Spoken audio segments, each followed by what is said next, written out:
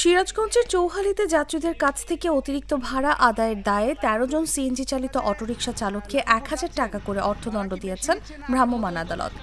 বৃহস্পতিবার সকাল ১০টা থেকে দুপুর ১টা পর্যন্ত উপজেলার কুর্কি বেবি স্ট্যান্ড ও জোতপাড়া ঘাট এলাকায় অভিযান চালিয়ে এ দণ্ড দেওয়া হয়। সেক্ষেত্রে কিন্তু আসলে ভাড়া আগের মতোই নিচ্ছে, এতে কি ভাড়াটা আগের মতোই আছে? আচ্ছা, এতে কি আপনার খুশি যে এই অভিযানের কারণে যে ভাড়াটা কম নিচ্ছে?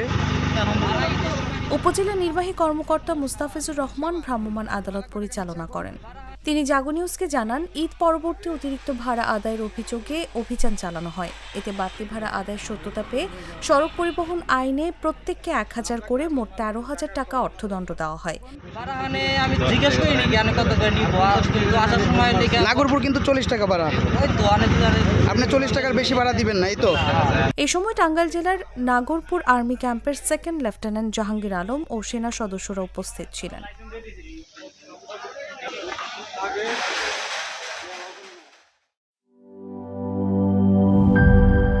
এই ঈদে জামা জুতো অ্যাক্সেসরিজের ডিসকাউন্ট।